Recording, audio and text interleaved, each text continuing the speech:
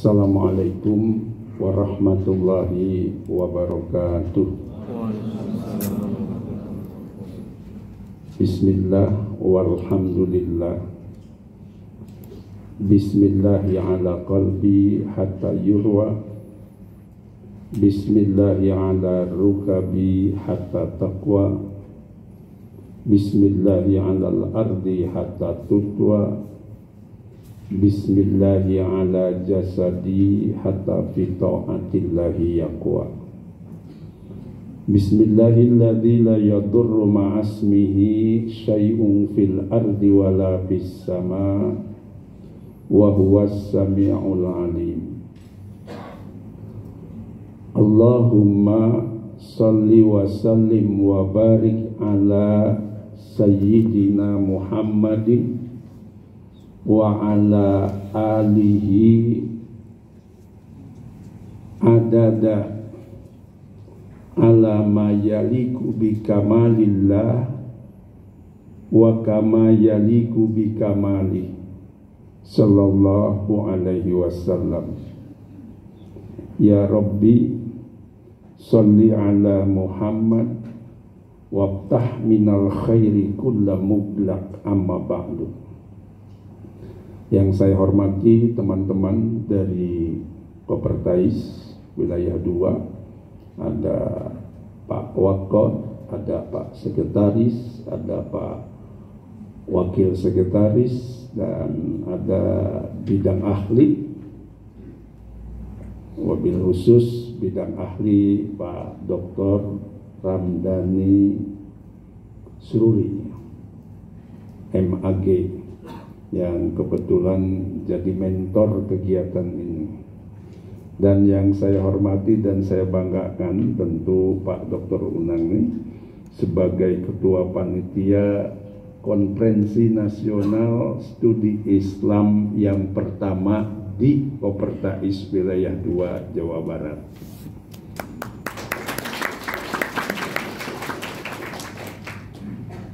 Saya yakin ini menjadi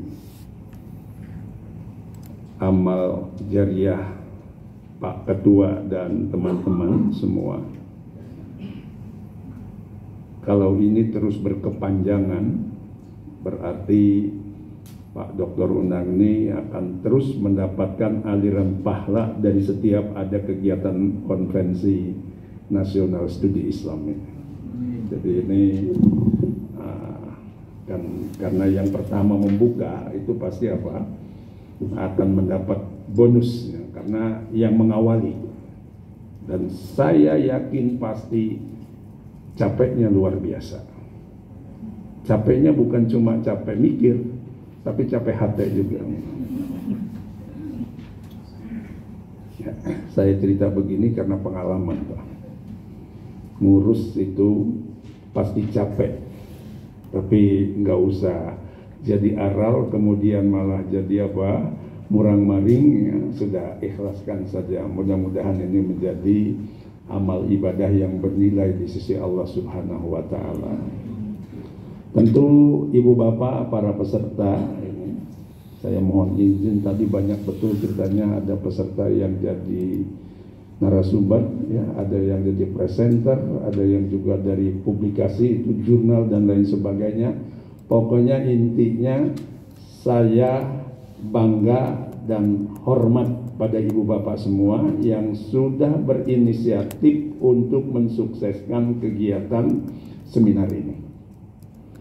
Ini menggambarkan bahwa Bapak Ibulah orang yang memiliki semangat untuk membangun bagaimana PT KIS kita ke depan menjadi PT KIS yang kuat dan unggul, bisa bersaing dengan perguruan tinggi lain.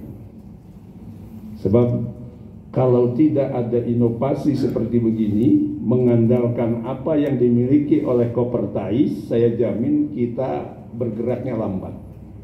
Apalagi ketika teamwork di Kopertais, inovasinya juga lambat.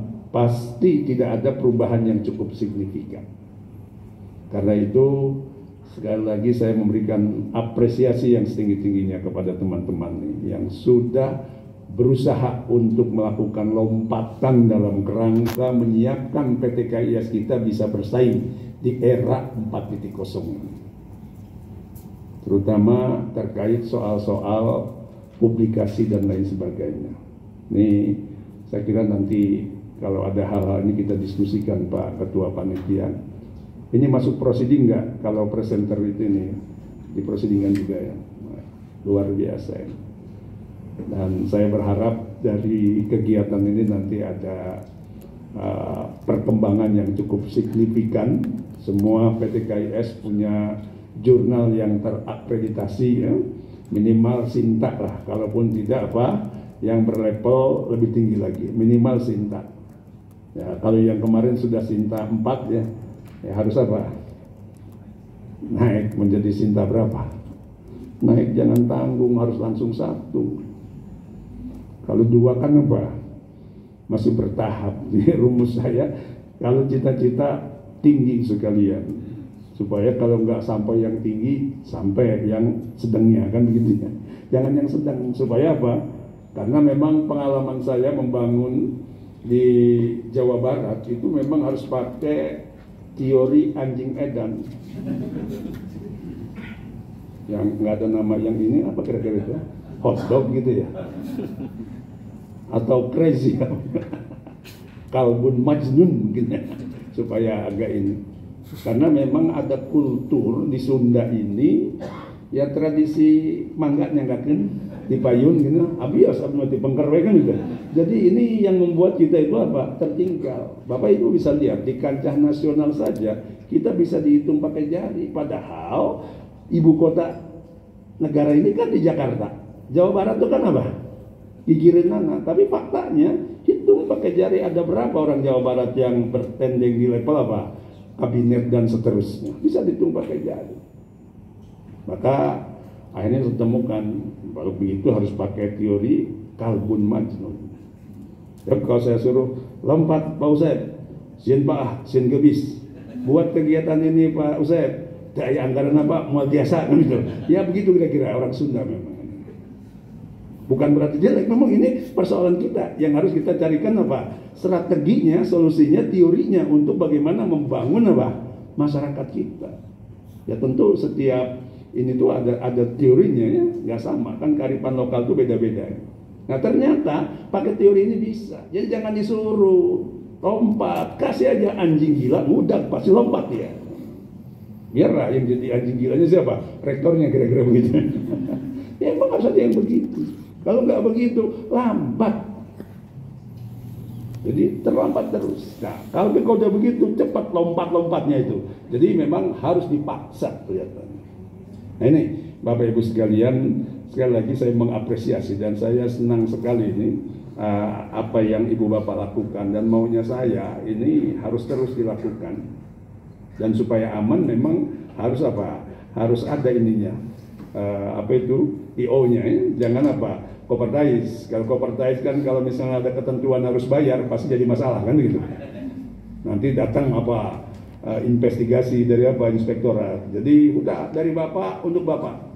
Makanya kemarin saya diskusi dengan sebagian teman-teman, ada pikiran nanti itu kayaknya kita buat semacam konsorsium tiap kabupaten kota. Jadi kalau Kabupaten Bogor itu ada timnya, tapi jangan ditunjuk satu orang. Tunjuknya harus ini semacam formatur. Sebab kalau tunjuk satu orang saya dijual ke seorang kan begitu ya. Apalagi menjelang 2024 nanti kan begitu ya. Jadi formatur, perwakilan dari bagian utara siapa, perwakilan dari selatan siapa, ini jadi 4 ini.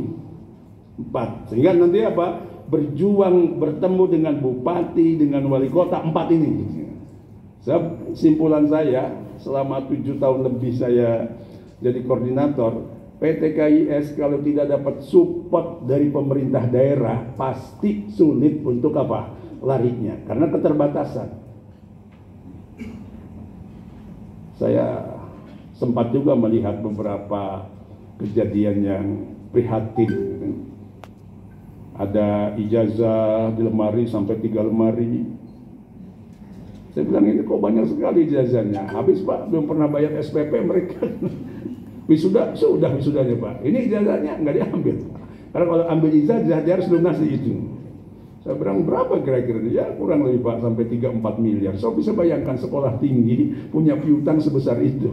Luar biasa. Jadi memang jujur Pak, saya sering mengatakan nanti kalau nanti ini sudah ini kita nih pada pulang semua nih, yang masuk surga duluan pasti pengelola PT KIS. Kenapa? Pejuang-pejuang dengan serba susah segala macam masih mau berbuah kan gitu ya. Cuma kalau saya kan koordinator pasti kan masuk juga ya. Kalau rektor yang jadi koordinator itu belakangan kan. Kalau saya kan koordinator PT KIS, jadi tetap aja bareng lah kira-kira. Tapi kalau mereka yang ngurus perguruan tinggi negeri, baru tidur aja selesai Pak. Karena sudah nggak dihadapkan dengan persoalan finansial.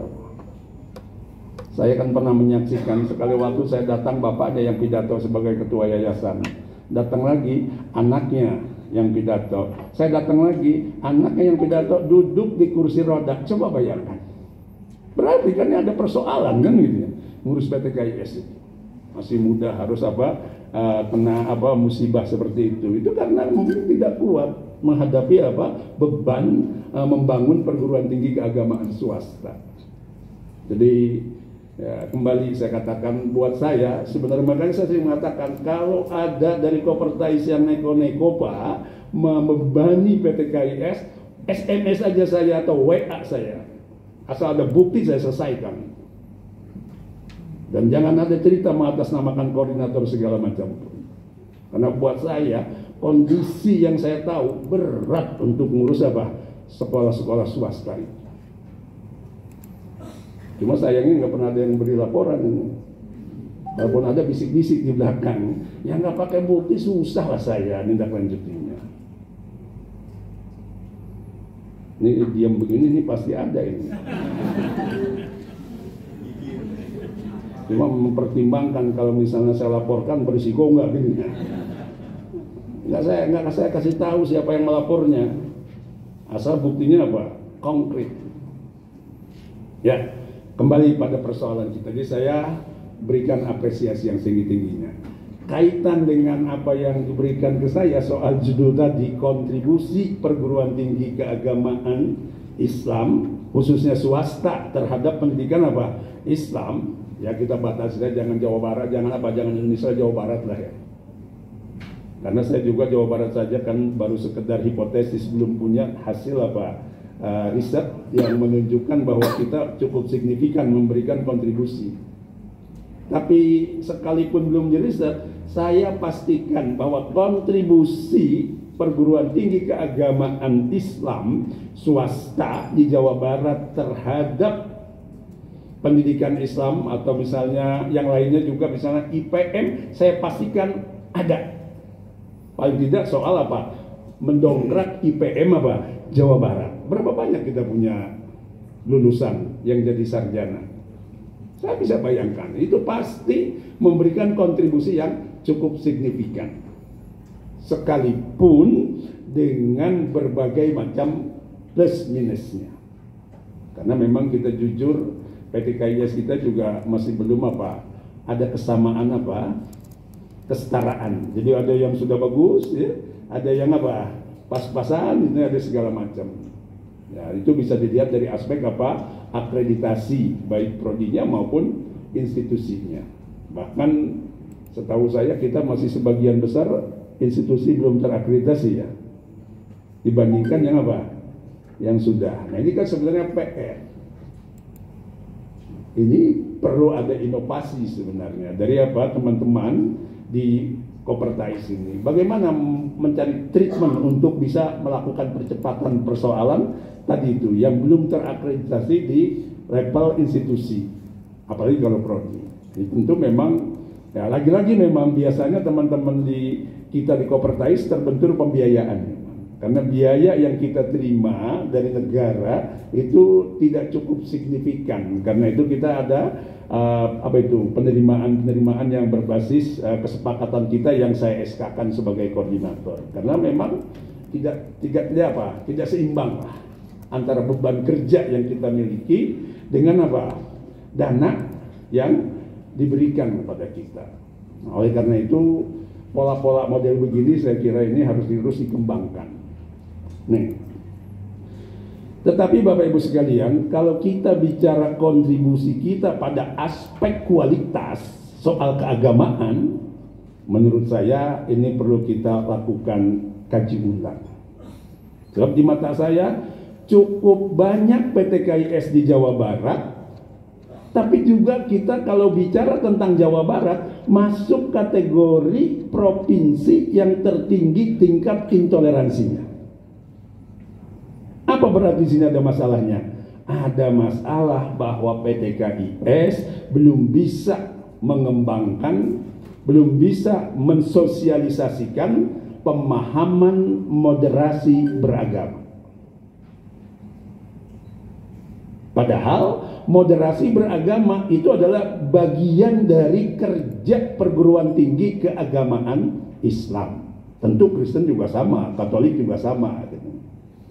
Sebab kalau saya cermati berdasarkan sejarah, hampir semua agama datang, lahir, itu dasarnya untuk menyeimbangkan keadaan.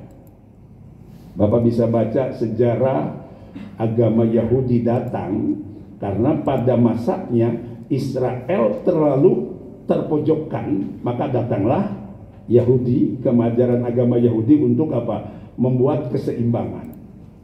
Kemudian Bapak juga kalau baca sejarah agama Nasrani, itu juga datang ketika masyarakat terlalu mendewakan cara berpikir logis, abai terhadap apa? Kasih sayang, cinta.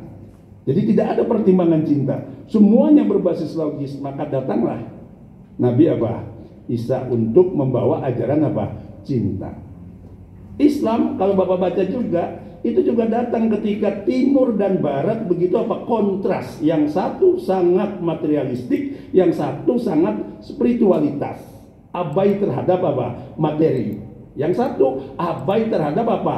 Rohani. Akibatnya jadi jomplang, bahkan sudah mengarah kepada benturan fisik.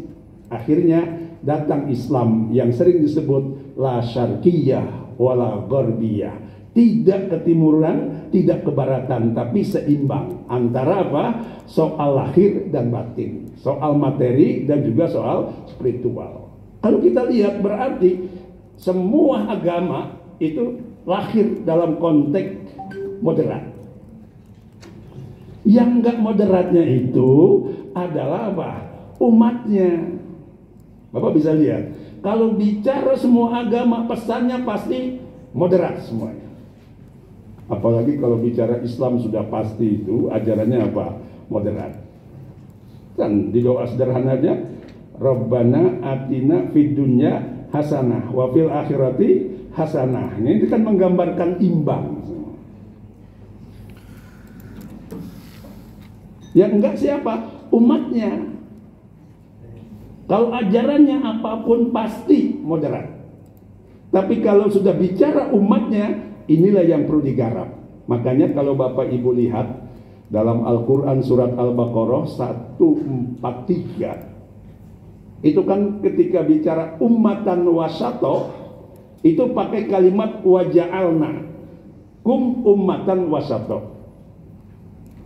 Kata ahli tafsir, kalau kalimat ja'ala ini harus ada ikhtiar dari kita. Beda kalau pakai kalimat apa? Kholako. Ini kalau yang paling gampang ngasih contohnya soal ayat tentang pernikahan ini, yang suka dibaca. Kan kalau di ini tuh azwaj itu pakai kalimat awalnya apa? Wa min ayatihi an kholaqalakum min anfusikum azwaja. Dan dari tanda kebesaran Allah, Allah menciptakan bagian kamu itu pasangan. Dari bagian kamu itu pasangan.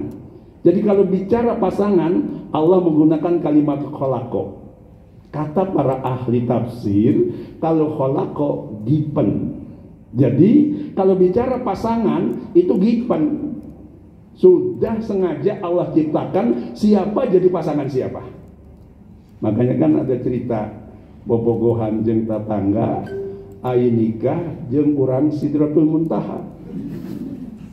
Atau sebaliknya, pacarannya dengan orang mana-mana gitu, jatuhnya jadinya apa? Tetangga sebelah. Kenapa? Karena ini kholaqo, given. Nah karena given, mestinya apa? Kita terima dengan penuh keyakinan. Sebab Rabbana ma khalaqta hadza batila. Nah, jadi Bapak Ibu nih yang sekarang udah punya pasangan, jangan pernah berpikir yang lain. Pasti pasangan ini yang apa? Yang terbaik. Karena Tuhan gak akan menciptakan pasangan yang apa? Terbaik. Dan saya jamin kalau bapak yang lain mikir atau ibu yang lain pasti jadi masalah. Dan yang kedua, pasangan yang pertama itu pasti yang ikhlas nerima kita. Kan kita belum jadi apa-apa, Pak. Ya saya juga punya istri itu kan pada saat saya belum apa-apa. Jadi yang ikhlas itu. Kalau sekarang ada yang mau, pasti udah gak beres itu ikhlasnya. Karena ngelihat sudah macam-macamnya kan gitu. Makanya jangan pernah berpikir dibuang yang pertama.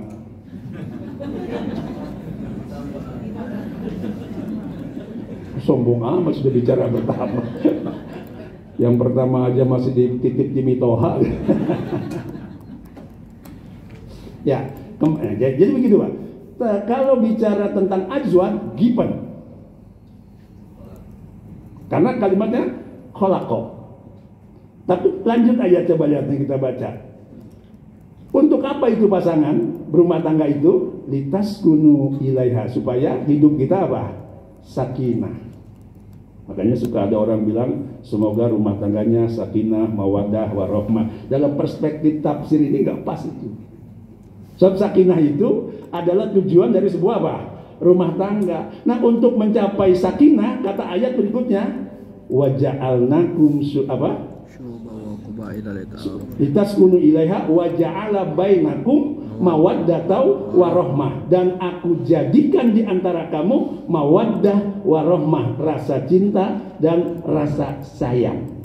Jadi untuk mencapai sakinah alatnya adalah mawaddah dan warahmah. Tapi ingat, mawaddah warahmah Allah menggunakan kalimatnya ja'ala. Kalau ja'ala berarti harus ada ikhtiar dari pasangan itu untuk menjaga, memelihara, serta merawat mawaddah warahmah. Kalau dirawat dengan baik, maka insya Allah sakinah tercipta dalam rumah tangga itu. Tapi kalau mawaddah warahmah diabaikan, besar kemungkinan sakinah tidak didapatkan. Kira-kira begitu. Ajaran agama pasti moderat. Tapi untuk menciptakan ummatan wasato, lagi-lagi Allah menggunakan kalimat apa? Ja'ala. Berarti harus ada apa? Ikhtiar kita, tokoh-tokohnya. Kalau nggak ada ikhtiar, nggak akan terjadi tuh ummatan wasato. Kira-kira begitu. Karena itu, kayaknya nanti kalau kita ada rapat lagi ini, kita akan apa? Bikin kesepakatan di semua PTKIS ada materi moderasi apa? Beragama. Loh kenapa Pak harus moderasi beragama? Kalau nggak ada moderasi beragama, ini negeri yang begitu beragam agama, pasti banyak masalah.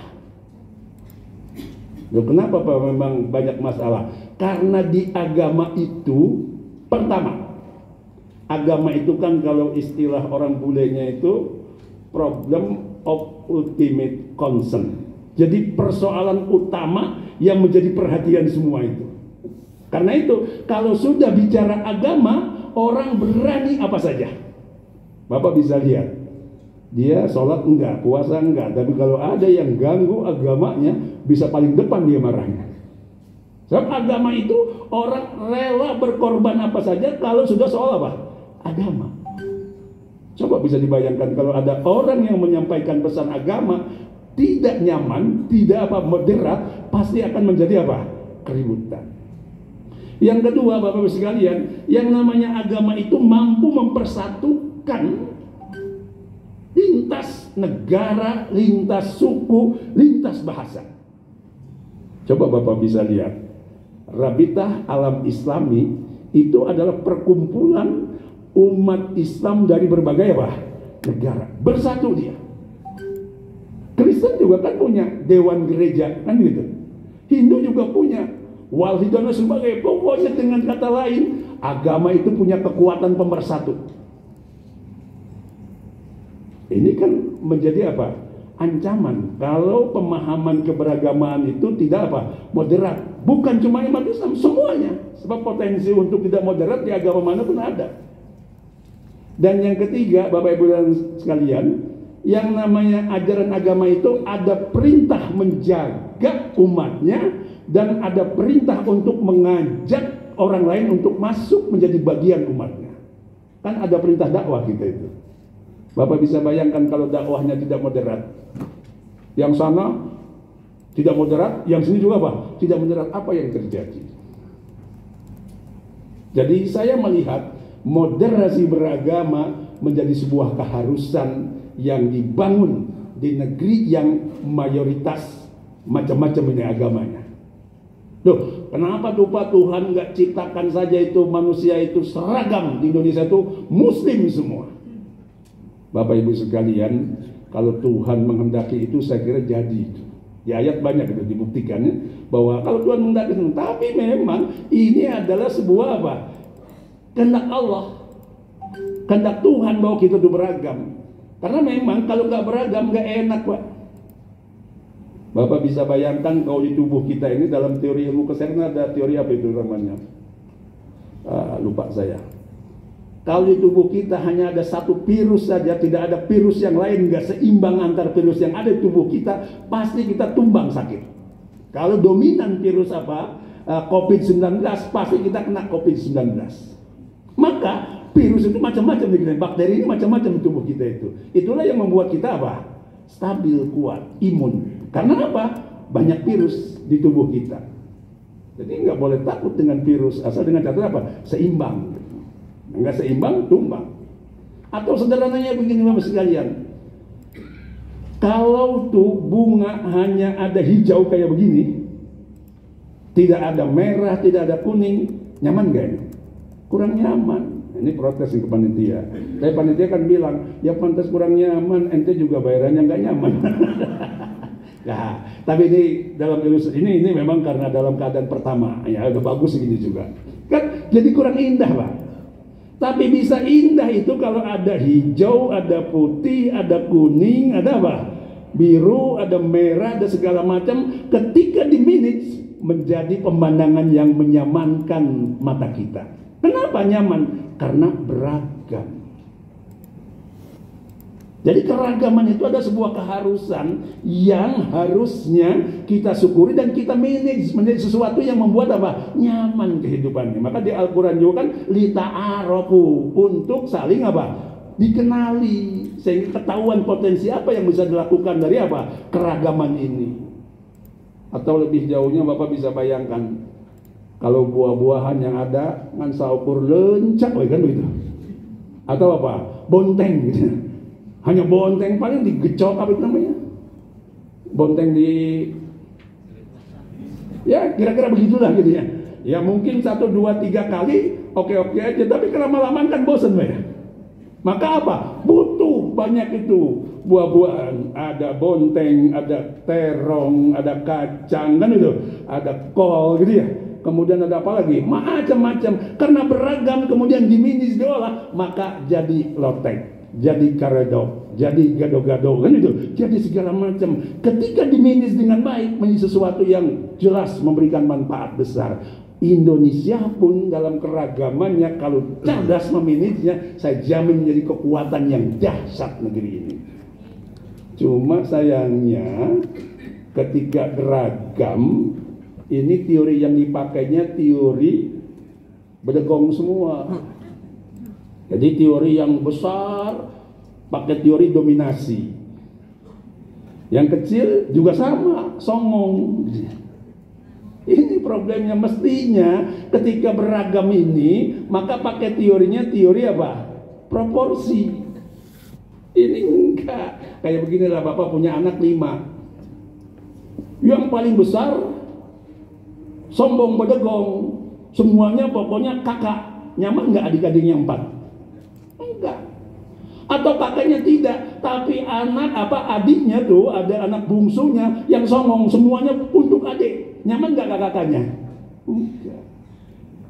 Nah, oleh karena itu maka yang bagus itu proporsional. Kalau ya kakaknya karena kuliah maka per bulannya sekian. Kalau adiknya karena SMP maka per bulannya apa? Sekian. Itulah proporsional. Ini kan enggak, kadang-kadang yang kecil karena merasa apa kurang besar lapor ke apa keluar sana, jadi pakai apa orang lain backing, jadi terganggu suasana apa kerukunannya karena teorinya nggak pas. Ya, nu gede apa beda gowong gitu ya, nu kecil songong, ini yang membuat kita itu seringkali nggak rukun. Padahal kalau misalnya dimanage oleh pimpinan itu yang arif dan bijaksana, pasti cantik loh keragaman ini. Nah ini Bapak Ibu sekalian, jadi PR kita sebenarnya. Kenapa PTKIS banyak di Jawa Barat, tapi kok kita tinggi tingkat intoleransinya ini. Jawa Barat dengan Sumatera Barat kalau nggak salah ini. Berarti ini ada PR buat kita.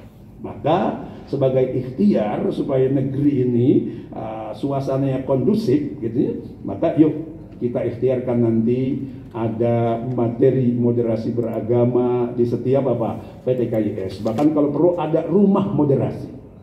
Dan sekarang saya termasuk yang sedang bertugas karena saya ini masuk kategori ngurus perguruan tinggi dari Islam sampai Konghucu gitu.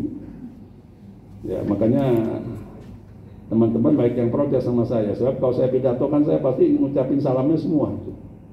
Dari sejak Assalamualaikum, kemudian selamat siang, Salam, Om Swastiastu, Namo Buddhaya, salam kebajikan, Rahayu. Sampai ada yang bilang, rupanya sekarang Bapak sudah bukan rektor UIN lagi ya kan? Ini problem. Saya coba teliti dengan teman-teman lain yang membaca salam juga. UHN itu rektornya kan Hindu sekarang. Sampean kalau baca salam itu ikhlas gak sih? Dia nggak jawab, senyum-senyum saja. Saya tanya lagi itu yang ke apa yang ya Katolik. Sampean sama nggak jawab. Karena hampir semua yang saya tanya nggak ada yang jawab, saya bilang jujur nih, kalau saya ngucapin salam atau Om Swastiastu itu cuma basa-basi. Mereka juga bilang sama, saya juga Pak. Jadi rupanya ini semuanya basa-basi, Pak. Maka saya kemarin ketika ketemu dengan teman saya itu, Prof. Yudian yang sekarang jadi ketua BPIP, saya katakan, Prof, saya ini punya kegelisahan. Karena memang kalau bicara salam itu kan ada unsur ininya. Apa? Doa. Keyakinan gitu ya, akidah gitu. Saya katakan, Prof, sampean itu kan sekarang sedang pegang apa? Pancasila. Jadi apa yang dipatwakan oleh ketua BPIP itu menjadi apa? Benar menurut perspektif negeri ini kan itu. Karena kan dasarnya Pancasila. Apa yang mau diinikan Rektor Bandung dia ngomongin saya gitu. Saya kepengen sampean keluarkan fatwa kalau orang Islam pidato di hadapan umum cukup Assalamualaikum, selanjutnya salam Pancasila. Nggak usah lagi nyebut Om Swastiastu dan sebagainya. Supaya nggak ada perdebatan selanjutnya. Pancasila itu kan semua menaungi. Nanti kalau orang apa Hindu, Om Swastiastu, salam Pancasila, selesai, nggak usah pakai Assalamualaikum segala macam. Nah belum ada jawabannya, dia senyum-senyum saja. Saya tahu karena memang beliau harus apa lapor sama pemilik kan begitu kira-kira. Ya saja, yang penting apa? Kita sudah ikhtiarkan supaya apa? Jangan itu tradisi apa? Basa-basi itu. Tapi selama belum keluar fatwa, saya masih pakai itu kira-kira supaya aman, Pak. Sebab kalau ini nanti dianggap apa? Radikal kan gitu. Problem. Jadi apa itu? Mimbar akademik ya kita punya hak untuk menyampaikan itu. Karena menurut saya penting kita selesaikan hal-hal yang begini itu. Moderasi itu tidak berarti masuk ke sana, masuk ke sini, Pak.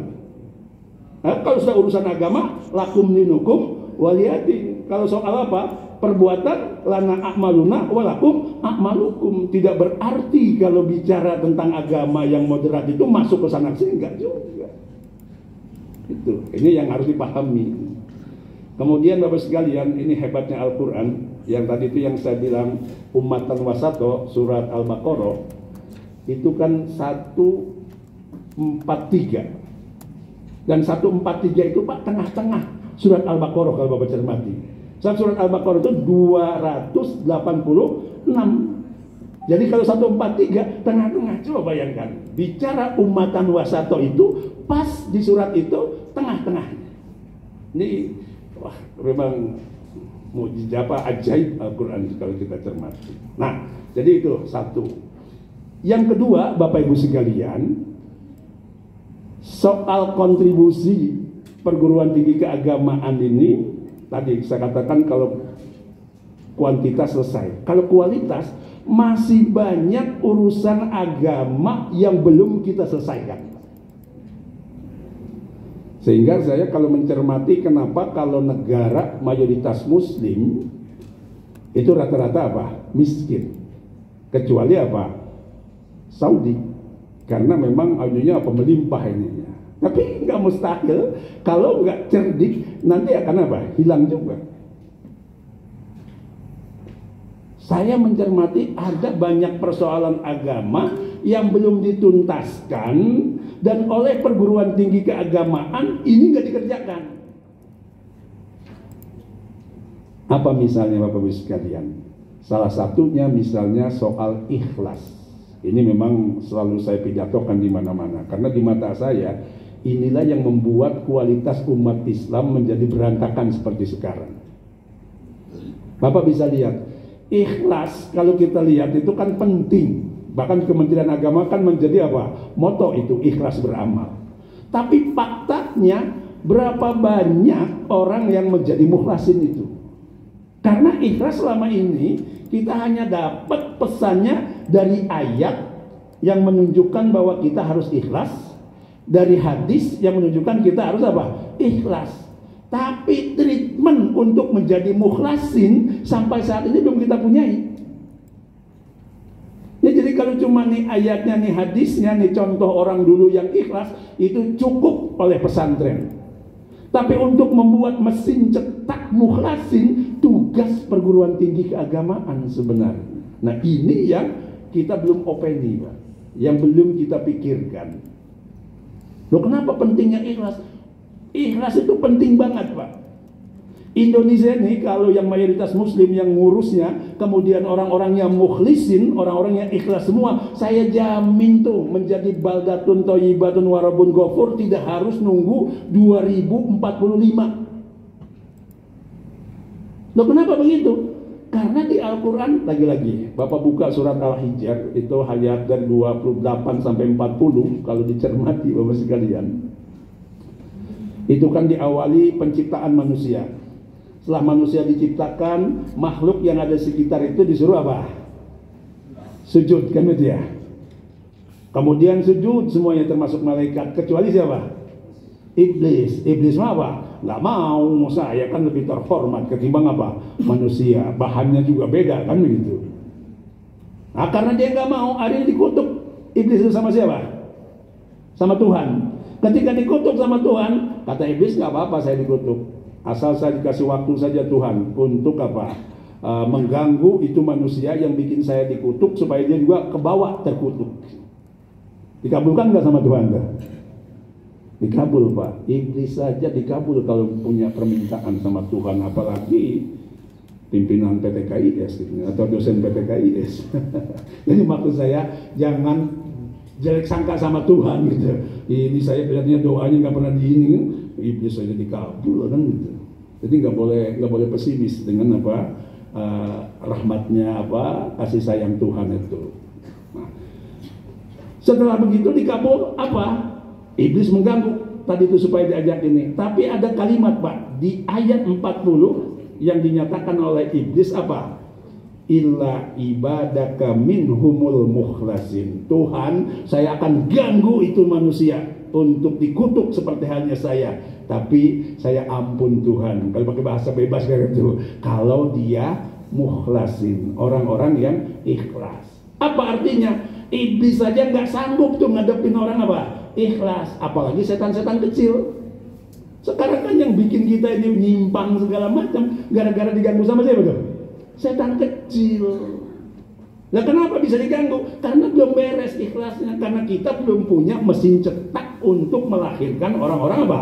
Ikhlas. Wah, Pak, bisa gitu, bisa bikin.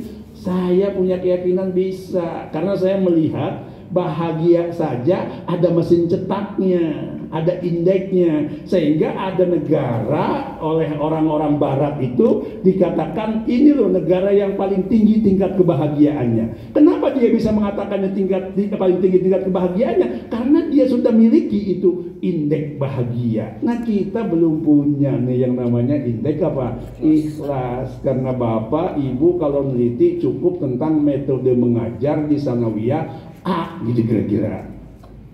Belum mau meneliti yang berat-berat kayak begini. Kalau boleh kan memang serius kalau meneliti, Pak. Coba lihat. Dia pengen tahu soal itu, kodok saja kan tuh. Kan tahunan dia teliti. Bahkan dia kasih juga di kodok itu apa? Alat apa itu? Deteksinya.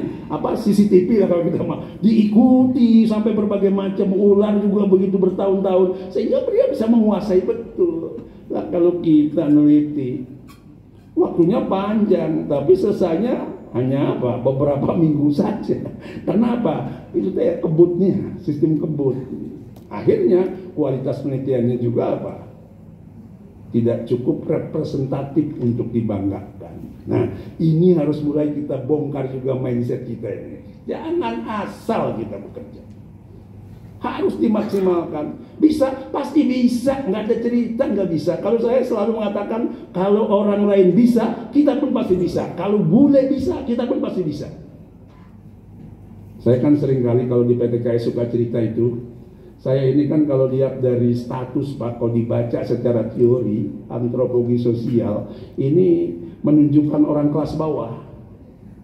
Ya namanya aja Mahmud. Kalau Mahmud kan satu kalimat. Kata antropologi sosial, kalau satu kalimat pasti lahir dari kelas bawah itu. Kalau Pak Unang kan dua ya, Unang, Wahidin. Ini kelas menengah. Tapi kalau tiga kayak Susilo, Bambang Yudhoyono, itu kelas atas itu. Kalau orang dulu tuh per, Pak. Orang dulu per. Kalau bapaknya tukang sawah, anaknya dikasih si pengkingan gitu. Atau siapa? Si cangkul. Kan karena begitulah. Orang lupa ya, ini kalau memang kondisi status sosialnya kelas bawah ya namanya cukup satu saja.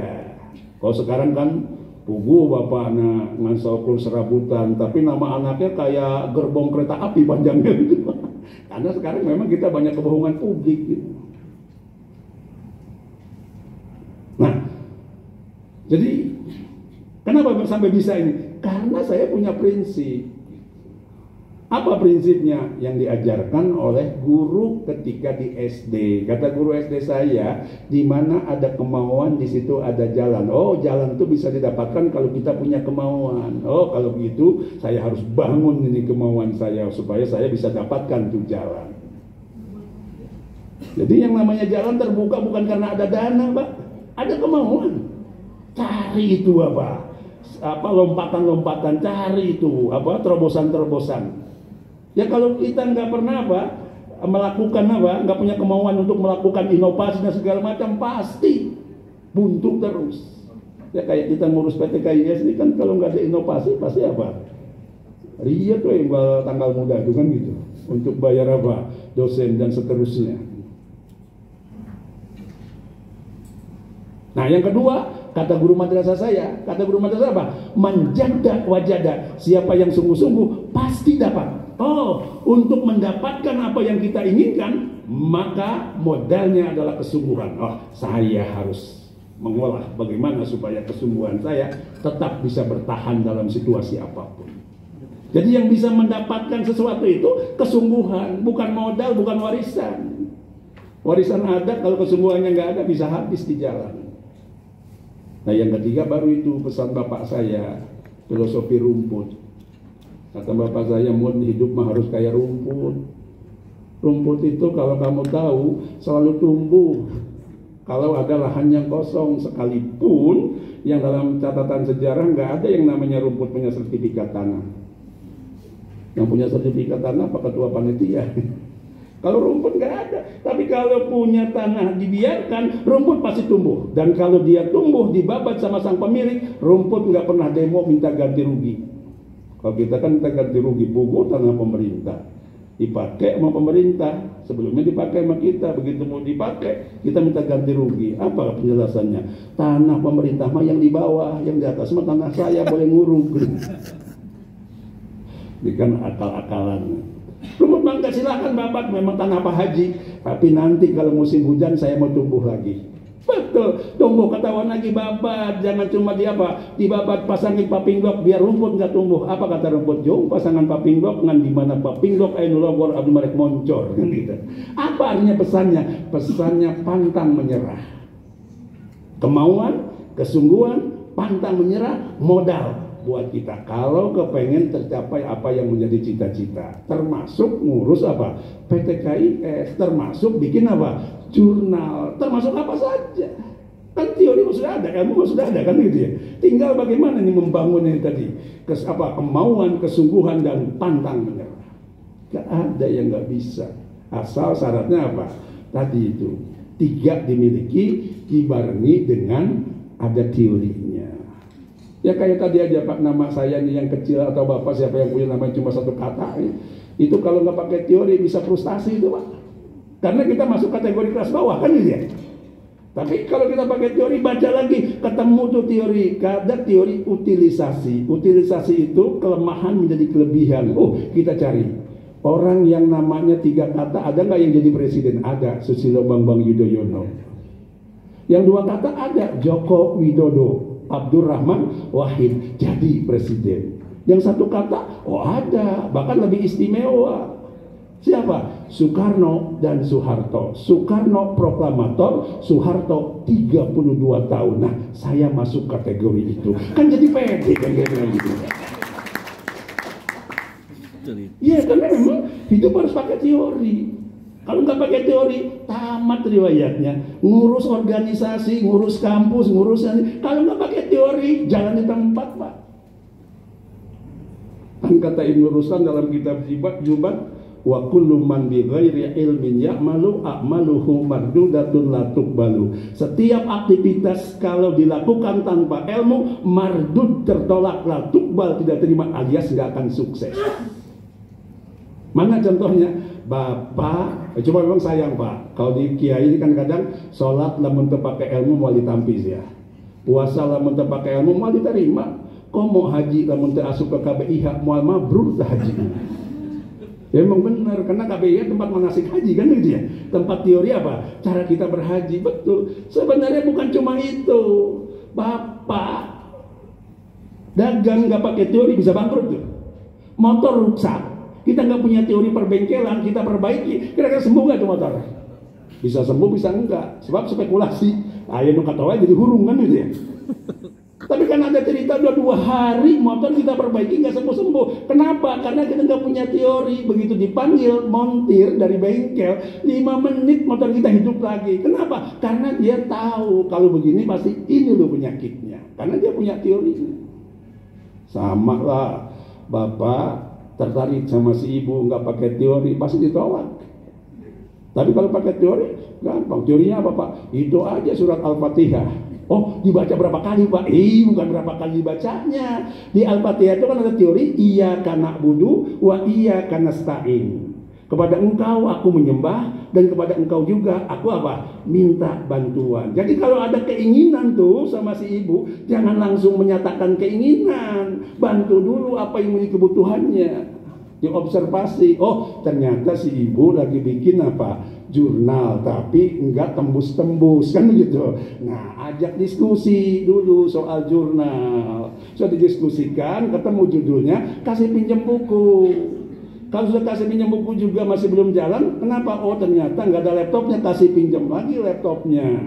Kalau sudah kasih pinjam laptop belum selesai juga, bikinkan outline-nya kan gitu. Tapi bersamaan dengan itu, nyatakan keinginan kan begitu. Nanti kan jadi dilematis itu.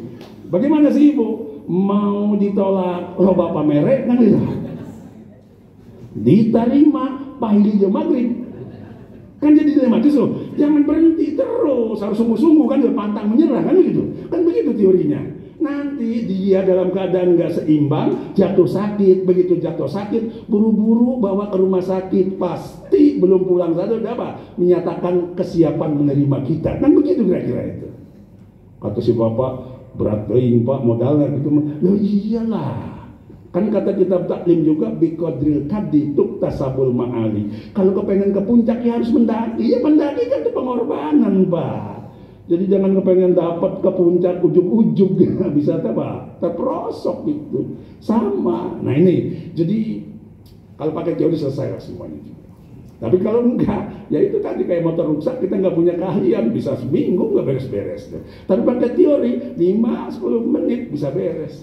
Nah, kita itu ada semuanya. Nah, kembali Bapak Ibu sekalian kepada persoalan yang belum kita selesaikan ini, saya titip. Ini menjadi apa? Tema-tema yang harus kita pikirkan ke depan. Bahkan penelitian kita harus sudah mengarah sehingga nanti dari hasil penelitian kita temukan tuh indeks ikhlas sehingga kita bisa mesin cetak untuk melahirkan mukhlasin. Indeks qanaah sehingga kita bisa mencetak itu apa? Orang-orang pejabat-pejabat yang apa? Yang qanaah, yang juhud, yang jujur dan lain sebagainya. Dan ini pekerjaan kampus, bukan pekerjaan pesantren. Pesantren cukup saja ikhlas. Nih ayatnya, begini loh asbabun nuzulnya. Nih hadisnya, begini loh asbabul wurudnya. Tapi kalau kita, ya itu tadi, lakukan riset, lakukan penelitian sehingga kita apa? Mampu mendapatkan indeks dari persoalan-persoalan keagamaan yang belum tuntas. Kalau tuntas Pak, mukhlasin semua, hebat Pak, nggak akan diganggu kita bekerja. Setan apa, iblis sudah ampun-ampunan gitu ya. Kenapa sekarang gampang diganggu? Karena memang rusak semua. Kita keikhlasannya apa? Nggak konstan. Ikhlas itu sangat dipengaruhi oleh apa? Keadaan kerbebogohan menungguan calon istri 3 jam terkerasa. Sudah 3 jam nunggu stasiun, datang senyum. Tapi kalau sekarang udah jadi istri 30 menit berapa kali klakson motor itu? Oh ayo tatedo. Kenapa? Ikhlasnya hilang, sudah nggak beres. Nah, bagaimana nih PTKS mampu melahirkan keikhlasan yang konstan, istiqomah terusnya? Kalau begini, saya jamin lain negeri ini. Bisa dipahami? Mau dikerjakan? Pakai insya Allah kalau baik Allah menghendaki. Ya caranya bagaimana? Yuk mulai kita tingkatkan semangat kita. Bapak bisa lihat dulu di Al-Quran saja Pak, surat yang pertama turun itu kan Al-Alaq. Kalimatnya apa itu yang pertama? Iqra. Iqra itu artinya apa? Bacalah. Iqra fi'il apa? Amar menunjukkan kepada menurut kaidah usul perintah, kan ya? Kalau perintah menurut kaidah fikih wajib. Kalau wajib menurut kaidah fikih apa penjelasan itu? Wajib itu dilakukan, ditinggalkan. Kalau saya menerjemahkan wajib itu kalau dikerjakan jadi narasumber, kalau ditinggalkan jadi peserta kesiksakan. Jadi karena kita belum merasa wajib baca, akibatnya apa? Kesiksa terus, selalu jadi peserta, kan gitu. Kenapa? Karena nggak merasa wajib baca. Kita bicara wajib itu hanya sholat, puasa. Padahal untuk jadi orang hebat, baca itu harus merasa sebuah kewajiban harusnya. Bisa dipahami? Menyakitkan. Gak apa-apa mumpung saya lagi jadi narasumber. Tapi intinya Bapak Ibu sekalian, kontribusi kita ada. Tapi ada poin-poin yang harus kita tindak lanjuti untuk kita selesaikan. Salah satunya tadi yang saya ceritakan. Mudah-mudahan apa yang saya sampaikan ini menjadi pemicu untuk diskusi kita. Tentu bukan sekarang, kapan saja. Karena ini memang bukan pekerjaan sederhana. Kalau kita kerjakan pasti dahsyat. Saya punya pengalaman kalau kita nanti bisa bikin rumah ikhlas, pasti akan apa? Hebat. Seperti halnya rumah perubahan Renal Kasali. Dan itu juga akan bisa membuat Bapak sejahtera itu Pak. Jangan dianggap sepele. Sebab kalau kita masuk ke rumah perubahan Renal Kasali aja berapa puluh juta itu satu orang. Tapi memang begitu di treatment di rumah perubahannya itu dengan berbagai macam training, keluar itu terbuka gitu tuh Pak. Kemarin lihat tembok ini nggak ada apa-apanya, tapi setelah begitu, ternyata banyak sekali peluang-peluang yang bisa kita olah segala macam. Kenapa? Karena ini dibuka. Ya kalau kayak di pesantren dibuka auratnya kira-kira begitu. Sehingga kelihatan cantiknya, kelihatan apa? Tampannya. Nah, ini orang lain sudah punya Pak. Nah, kenapa ini banyak kiai, banyak tokoh, banyak profesor, kalau kita belum selesaikan di persoalan-persoalan ikhlas, jujur, qanaah, juhudnya, dan seterusnya. Tapi paling ikhlas saja punya, dahsyat. Jadi solusi untuk kehidupan berbangsa dan negara yang mayoritas muslim ini. Saya kira ini Bapak Ibu sekalian, dan saya sebenarnya kalau punya waktu mau juga nangkring, mau dengerin pikiran-pikiran Bapak-Bapak ini.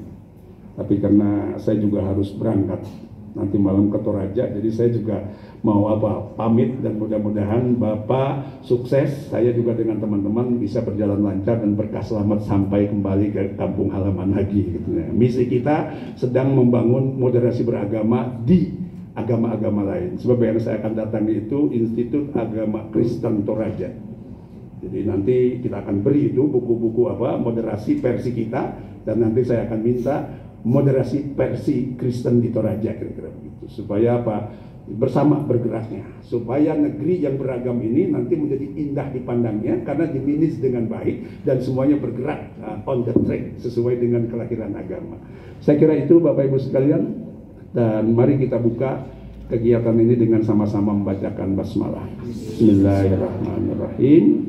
Secara resmi Seminar Nasional Studi Islam Konasi 2022 yang pertama di PT KIS Kopertai Wilayah 2 dinyatakan secara resmi.